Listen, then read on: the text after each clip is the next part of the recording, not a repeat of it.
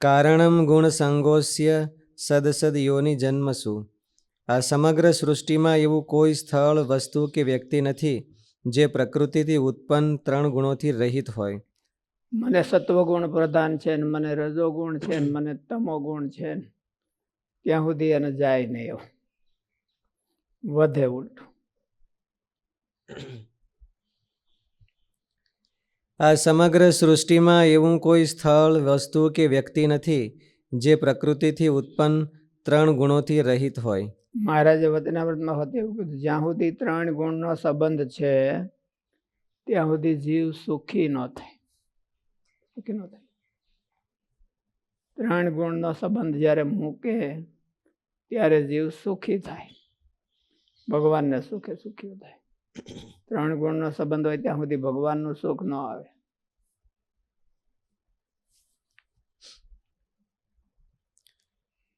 એટલા માટે ગુણોના સંબંધથી જ સંસારની સ્થિતિ છે.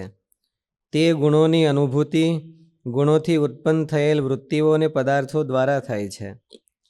આથી વૃત્તિઓ તથા પદાર્થો સાથે માનેલા સંબંધનો ત્યાગ કરવા માટે જ ગુણ પ્રવૃદ્ધાઃ પદ આપીને ભગવાને અહીં એ બતાવ્યું છે. ગુણ બધા અતિન્દ્રિય છે, પણ એની ક્રિયા છે એની ઉપરથી અનુમાન થાય છે કે અત્યારે આપણને ગુણ આવો છે. તામસી ક્રિયામાં આપણે પ્રવર્તતા હોઈએ તો એમ માનવાનું કે અત્યારે તમો ગુણ વધી ગયો છે. રાજસી ક્રિયામાં માનતા ઓલમ કે આપણે પ્રવર્તતા હોય તો રજોગુણ હૃદયમાં છે. અને ગુણોને આધારે મહારાજે કીધું કે યુગના આધારમાં પ્રવર્તે છે. ગુણ સત્વગુણ, શુદ્ધ સત્વગુણ હોય તો સતયુગના આધારમાં વર્તે.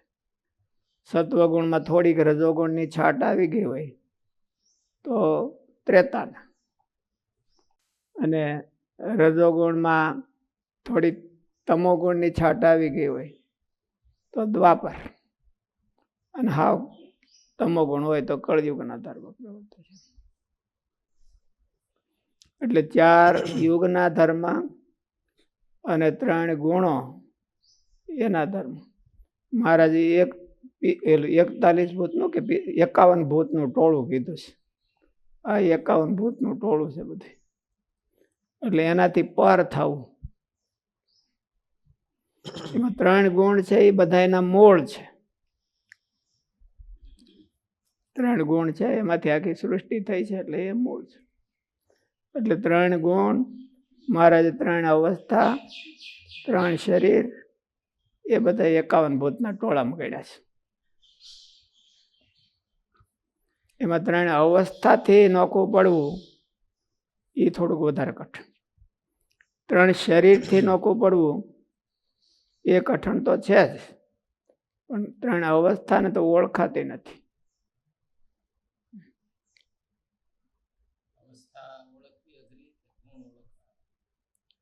ગુણ હેલા, ગુણનું પરિણામ છે ને એ સ્થૂળ આવે છે. મને અટાણે ઊંઘ આળસ આવે તો આપણને ખબર પડી જાય કે મારે તમો ગુણ છે. મને અત્યારે સ્ફૂર્તિ છે ને મૂડ છે હરખો, એમ ખબર પડી જાય કે સત્વગુણ છે. પણ સત્વગુણ મને અવસ્થા છે ને એનાથી નોખું પડવું એ બહુ કઠણ. જાણે તોય એ થોડુંક ઝીણું છે કે અવસ્થાથી નોખું પડવું. મને અત્યારે તમોગુણ અવસ્થા છે ને એને પછી એને દબાવવું એ કેટલું બધું કઠણ. મને અટાણે રાગ છે અને રાગથી નોખું પડવું એ કેટલું બધું કઠણ. એટલે એ અવસ્થાથી નોખું પડવું એ છે. જાગ્રત સ્વપ્ન અને સુષુપ્તિ એ જ અવસ્થા છે. પણ રાગને લઈને ઓલી સ્વપ્ન આ બધે આવે છે. એટલે સ્વપ્ન એ હું નથી. સત્વગુણમાં હારી ક્રિયા કરું છું એ હું નથી, અને તમોગુણનું પરિણામ છે એ હું નથી. એવું પ્રમાણિકતાથી નોખો પડે તો એ થાય. તો અઘરું શેનાથી? ભગવાનનો ભગત હોય ને ભગવાનને માર્ગે હાલે એને ક્યાં ગુણથી અઘરું ઓલું નોખું પડવું અઘરું પડે? પોતાના જે ગુણો હોય ધર્મ જ્ઞાન વૈરાગ્ય ભક્તિ. ક્યાં ગુણથી? સત્વગુણથી વધારે. હું સારી ક્રિયા કરું, હું સારો નથી એવું થોડું કહેવાય. હું બધા કરતા સારું કરું અને પોતાના મનમાં માને કે હું સારો નથી, એનો અર્થ તો એવો થયો સત્વગુણથી નોખું પડવું. એ તો કે મારે ક્રિયા સારી કરવાની, હું સારો નથી એવું પ્રમાણિકતાપૂર્વક માનવાનું. કોઈ ગોખાવે તો નહીં, પ્રમાણિકતાપૂર્વક માનવાનું. એટલે એનાથી નોખવું પડવું, એના પરિણામમાં તણાઈ ન જવું. પરિણામમાં તણાઈ જવું એટલે હું અભિમાન કરું. હું સારી ક્રિયા કરું તો હું સારો જ કહેવાય ને. મહારાજે તો કીધું કે એનાથી નોખો પડવાનું છે. તું સત્વગુણે નથી એમ, તું ચેતન છો અને 3 ગુણથી પર છો. સત્વગુણી પોતાને માની લેવું એ ભૂલ અને મૂર્ખાઈ. મહારાજે તો કીધી મૂર્ખાઈ. સત્વગુણ કેળવવો અને સત્વગુણી પોતાને માનવું નહીં. કારણ કે આ જગતમાં કેળવાય છે એ તો મોટે ભાગે સત્વગુણ સુધી કેળવાય છે. નિર્ગુણ ભાવ તો પછી ખાલી માનસિકતા બદલાવામાં છે.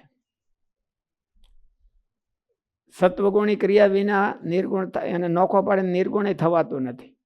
સત્વગુણી અને નિર્ગુણ ભાવ અને સત્વગુણનો ભાવ એની ક્રિયા બે સેમ છે. પછી ઓલામાં ભાવ ફરી જાય એટલે બોલતો.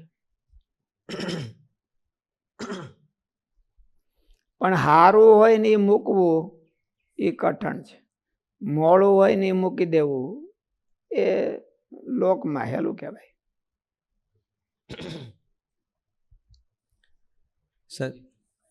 હે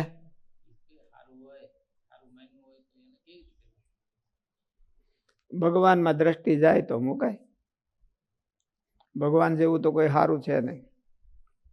એટલે તો નિર્ગુણ ભાવ જ એને કીધો કે ભગવાનમાં જોડાવવું એ નિર્ગુણ ભાવ.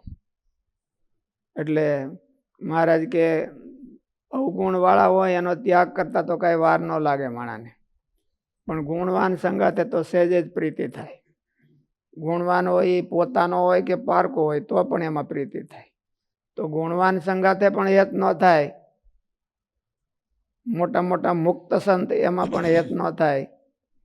ભગવાન જેવું અટાણે તો આપણી દિશા તો એવી છે કે ભગવાનના ભગત હોય કે સંત હોય એમાંથી હેત કરવું, પણ ભગવાન જેવું ન કરવું. એ આપણી એવી સ્થિતિ થાય તો એ થોડુંક બદલાવવું. પેલા તો સત્વગુણમાં આવવાનું, પછી સત્વગુણને હોતે દબાવવાનું. એટલે પેલા તો ભગવાનના ભગતમાં હેત કરવાનું, પછી એમાંથી મૂકીને ભગવાનમાં. સત્વગુણથી નોખું પડવું અને જાગ્રતથી નોખું પડવું, એમાં ડિફરન્સ ક્યાં આવશે? કારણ કે જાગ્રત છે એ સ્વપ્ન અવસ્થાનું જ પરિણામ છે. ક્રિયા જાગૃતિ સત્વગુણથી નોખું પડવું. સત્વગુણ તો મોટે ભાગે એનું પરિણામ તો સદગુણો છે. સત્વગુણથી નોખું પડવું એટલે એના પરિણામ રૂપ જે સદગુણો છે એનાથી નોખું. સત્વગુણથી નોખું પડાતું નથી, પડી શકાતું નથી. આ ઇન્દ્રિય અંતઃકરણથી નોખું તો પડી નથી શકાતું, પણ ઇન્દ્રિય અંતઃકરણની ડિમાન્ડો છે એનાથી નોખું પડવું. એમ સત્વગુણના પરિણામથી નોખું પડવું. સત્વગુણના પરિણામ હું સારી ક્રિયા થાય, સદગુણો ડેવલપ થાય અને બીજા સાધુતાના ગુણ હોતે ડેવલપ થાય, તો એ બધા સત્વગુણના પરિણામ કહેવાય. તમામ ગુણો છે એ બધા જ્ઞાનમાંથી પાંગરે છે અને જ્ઞાન નિષ્ઠા એ સત્વનિષ્ઠા કહેવાય છે. કૈવલ્યમ જ્ઞાનમ તો ઓલું સુખ સંગ એ 3 પ્રકારનું ભાગવતમાં કીધું. મનનિષ્ઠમ તો નિર્ગુણમ, કૈવલ્યમ સાત્વિકમ જ્ઞાનમ, રાજસમ તો ઓલું મનનિષ્ઠમ તો નિર્ગુણ, મનનિષ્ઠમ નિર્ગુણમ.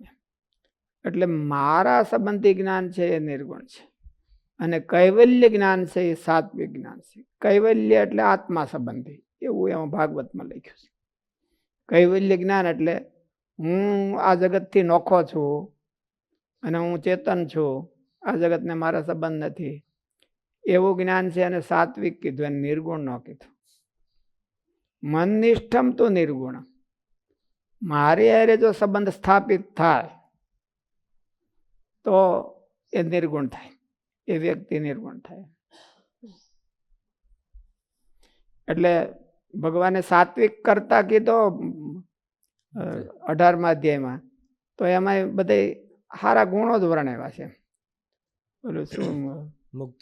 મુક્ત સંગ, અનહમવાદી, ધૃત્યુત્સાહ સમન્વિત, સિદ્ધ સિદ્ધિઓ નિર્વિકાર, કરતા સાત્વિક ઉચ્યતે. એટલે એ બધા સાધુતાના ગુણ છે. ગુણ રહીને પછી એમાંથી નોખું પડવું કે હું એ નથી, એ બધું.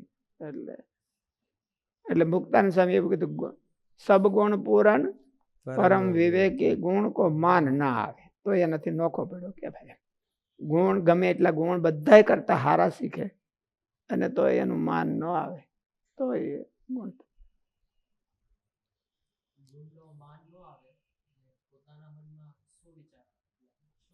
ભગવાનનો સેવક થવાનો છે મારે. સેવક ભાવ હોય તો ગુણનું માન ન આવે. સાચો સેવક ભાવ ભગવાનની હારે પોતાનો ગોલ જ એવો હોય કે મારે ભગવાનનો સાચો સેવક થવું છે, તો ગુણનું માન ન આવે. એને એમ થાય કે હું થોડોક સેવામાં વધ્યો આગળ, ગુણ આવે અને એમ થાય કે હાલો ભગવાનની સેવા કરવાનો ચાન્સ મારે થોડોક વધ્યો. આ ગુણ એનાથી ગુણ એને ભગવાનની સેવામાં એપ્લાય થાય તો આપણને ચાન્સ વધી ગયો કહેવાય. જ્યાં સુધી ગુણો સાથે કિંચિત માત્ર પણ સંબંધ છે ત્યાં સુધી સંસાર વૃક્ષની શાખાઓ વધતી જાય છે. આથી સંસાર વૃક્ષના છેદન કરવાને માટે સંસાર વૃક્ષ હો આસક્તિ. ગુણોની હારે સંબંધ છે ત્યાં સુધી આસક્તિ જાય નહીં.